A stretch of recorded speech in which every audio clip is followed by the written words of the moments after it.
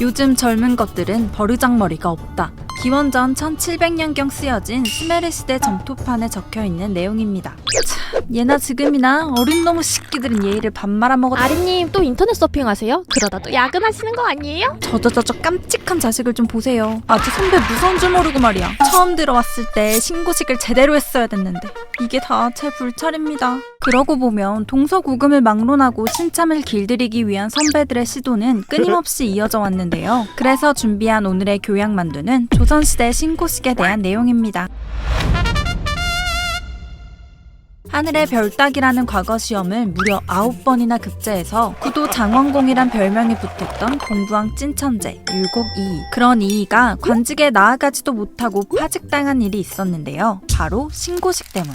신고식에서 선배들에게 공손하지 못했다는 이유로 부선에 따돌림을 당했던 것입니다. 이이뿐만이 아닙니다. 정조의 최애캐였던 정약용은 신고식에서 절름발이 흉내와 수리부엉이 울음소리를 내느라 곤욕을 치렀고요. 꽃미남으로 유명한 조광조는 살인 동기들과 함께 같은 신고식을 보이콧했다가 업무를 배정받지 못해서 정치 문제로까지 이어졌죠. 이렇게 조선의 내로라 하는 문인들도 피해갈 수 없었던 신고식. 조선에서는 과거에 급제한 신입 관원이라면 누구나 신고식을 치러야 했는데요. 신고식을 치르기 전까지는 관직 명도 없이 신례라고 불렸습니다. 신례란 신출내기라며 조롱하는 말이었죠. 과거의 급제에서 이제 막 근무지에 발령이 난 신입 만두. 만두는 아직 월급도 한 푼 못 받았지만 선임 관료들에게 잔치를 베풀어야 했는데요. 이 잔치를 허참례라고 불렀는데 선배들에게 관직에 참여하는 것을 허락해달라는 의미였죠. 아, 잔치 여느라 개 힘들었다. 이제 신고식도 끝났으니까 일이나 열심히 해야지. 누가 끝이래? 안타깝게도 허참례는 예비 신고식일 뿐. 허참례가 끝나고 나면 약 10여일 후에 정식 신고식인 면신례를 치러야 했습니다. 면신례에도 상다리 부러지게 차려서 밤새 술을 퍼마시며 게임과 벌칙을 즐겼는데 이때 벌칙이 상상 이상이었습니다. 연못에 빠뜨리고 3호로 물고기 잡으라고 하기, 직속상관의 이름을 외우게 하고 관원과 직책을 틀리면 똥물 끼얹기, 더러운 것 만지게 하고 손 씻은 물 마시게 하기, 붓으로 얼굴에 낙서하기, 진흙탕에 구르기 등. 이 정도면 거의 사내폭력 아니야? 또 잔치를 할 땐 선배들에게 각기 기생 한 명씩은 안겨줘야 했고요. 뇌물을 요구하는 날강도 새끼들도 있었습니다. 아, 조선에서 공무원 되기 개빡세네. 이제 진짜 끝인가? 또 아닙니다. 신입 관원은 밤마다 선배들의 집을 돌며 명함을 돌려야 했는데요. 이를 회자라고 불렀죠.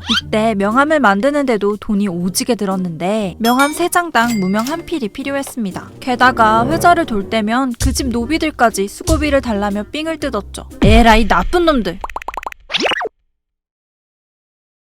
신입 관원이 신고식을 치르는 전체 기간을 면신이라고 불렀는데요. 면신 기간 동안 선배 관리들은 인격 모독은 물론 업무상 함정을 파기도 하고 육체적 가혹행위를 하는 등 온갖 방법을 동원해 신뢰를 괴롭혔습니다. 면신은 짧게는 10일, 길게는 50일까지 걸렸는데요. 신입이 준비한 면신례가 마음에 들지 않으면 상을 뒤엎어버리거나 잔치에 참석하지 않는 방법으로 면신 기간을 늦추기도 했죠. 우여곡절 끝에 면신례에 통과한 만두에게 주어지는 합격 목걸이, 아니 면신첩. 근데 신고식 그냥 스루해버리면 어떻게 됨? 앞서 이야기했듯이 면신을 잘 치르면 관직 생활이 순탄했지만 그렇지 않으면 멸시를 받아 견디기가 힘들었습니다. 일단 면신을 치르기 전에는 선배 관리와 동석할 수도 없었고요. 같은 관리로 대접해주지 않아서 기수열애를 당했죠. 또 아무도 업무를 가르쳐주지 않으니 일 못하는 관리로 낙인 찍혀 퇴출당하는 경우도 있었습니다. 무엇보다 면신례 통과일에 따라 승진 순서가 정해졌기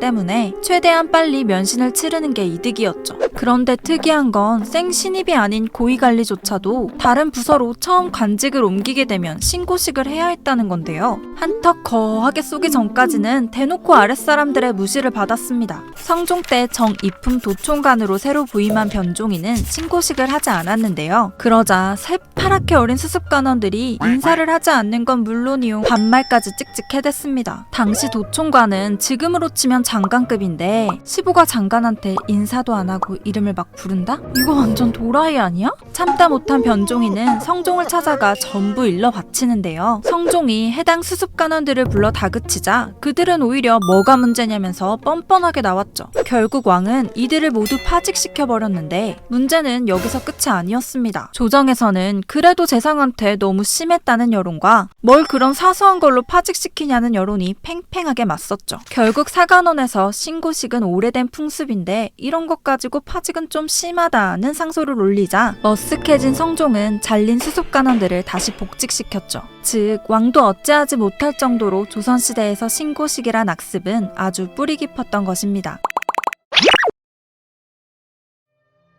면신을 치르기 위해서 들어가는 돈도 만만치 않았는데요. 실제로 면신 때문에 파산을 하거나 사채를 쓰는 사람도 있었고, 돈이 없어 관직을 버리고 낙향하거나 부자 장사치의 집에 대리사위로 들어가는 경우도 있었죠. 신고식 때문에 결혼까지 해버리는 조선 클래스. 당연히 면신례로 인한 사건 사고도 끊이질 않았습니다. 정몽주의 손자인 정윤아는 본래 지병이 있었는데요. 면신례 때 억지로 술을 마시고 선배들에게 구타를 당한 뒤 시름시름 앓다가 사망하고 말았죠. 또 중종 때에는 선배 관원들이 신입 관원을 닥달하여 소를 잡게 하고 이걸 구워 먹다가 화재가 난 일도 있었습니다. 사실 신고식 문화가 처음부터 이렇게 쓰레기 같았던 건 아닙니다. 신고식이 처음 생겨난 건 고려 우왕 때로 추정되는데요. 당시엔 음서제도를 통해 건문세족의 자식들이 낙하산으로 관직에 등용되는 경우가 많았습니다. 따라서 이들의 길을 꺾고 상관에게 복종시키기 위해 신고식을 했던 것이죠. 하지만 점점 변질되기 시작한 이 악습은 초기에는 문관들 사이에서만 유행하다가 점차 무관과 환관, 말단 향리와 포졸, 심지어는 노비와 죄인들 사이에서도 유행하기 시작했습니다. 신고식의 폐단이 점점 심해지자 조선의 왕들은 이를 없애기 위한 노력을 하기도 했는데요. 그럼에도 조선이 망할 때까지 이 캐캐묵은 악습은 결국 사라지지 않았죠.